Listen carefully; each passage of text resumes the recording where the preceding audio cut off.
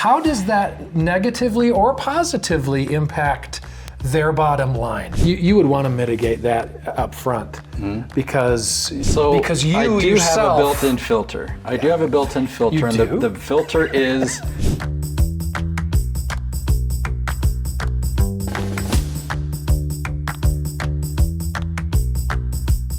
Okay, now let's talk about something that's of interest to me, and it should be to anyone else, that I haven't prepared you for, but I think it's interesting as we're kind of talking about this idea of what works, what doesn't. Talk to me about the value of your clients, or anyone that does this, their personality, their charisma, their ability on camera.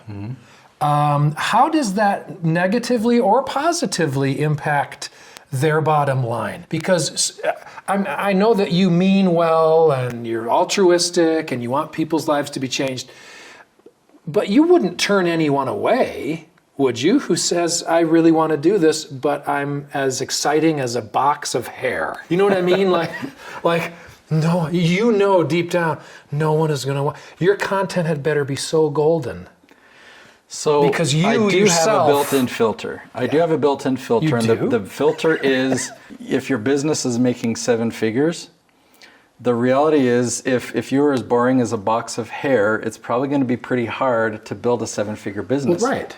So you're saying that only the ones who already have a 7-figure business? When you have a 7-figure business, you're in a position that you can hire me for my done-for-you service, because the investment makes the most sense. Right. That's what so if I come to you and I go, I don't have a 7-figure business, but I'd like to, you'd say, well, how are you going to afford me? I would say, look, you're going to be making a big investment, and you're probably not going to make a return on that investment for at least 12 months. How are you going to survive? How are you going to handle that? So how often, is that a regular conversation? It is.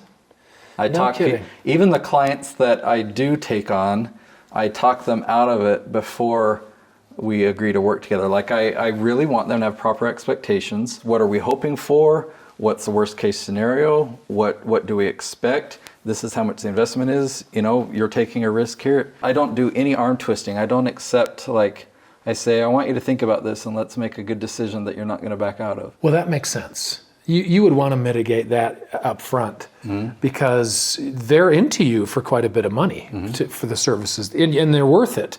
I mean, the value of what you provide is worth what they pay. But if you feel like they're stretching themselves thin, then you're really going to be held over the grill. You know what I mean? Like, this is better work, buddy. I've been through that. I've been through the stress of finances. To have somebody that's making $300,000 a year in their business, that sounds like a decent amount of revenue. But if I'm asking them to pay, say, a third of that to me for a campaign that's not going to bring them a short-term return, that just doesn't make any sense. I get it. Okay, so back to the original question. Does their on-camera style, does that make a difference? Or is their business already so successful, or it's so potentially successful, the content is so great that literally anyone could deliver it and it would be fine? So charisma, personality, character, it all definitely helps.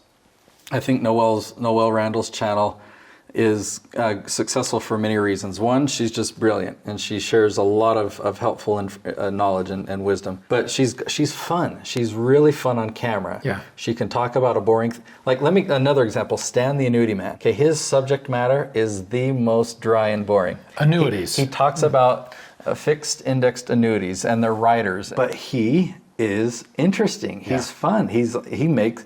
And he'll just banter with the camera. Does he realize that he kind of has to be? I mean, is that intentional? Oh, it's totally intentional. Okay, yeah. So, but with that, you know me, and you know how mellow I am today. Yeah. Rewind back 10 years ago, it was ridiculous. I'd be looking at the camera and I'd be like, okay, if filming myself, I'm like, I'm going to be very dynamic and have a lot of expression in this one. And I'd watch the recording afterwards, and I'm sitting there like, this is a really cool service. You're really going to enjoy it. And I'm like, that was my best. That was like going out of my comfort zone. So people can improve. If I can improve, Of course. And there's a long way for me to go to be like Stan or Noel. Yeah. But so yeah, charisma helps, and the more time you're in front of the camera, the easier it gets. The more comfortable you are, the less intimidating the camera is. So coming from a web designing background, though, do you even give a rat's? I don't know. YouTube is so. That's all I'm saying.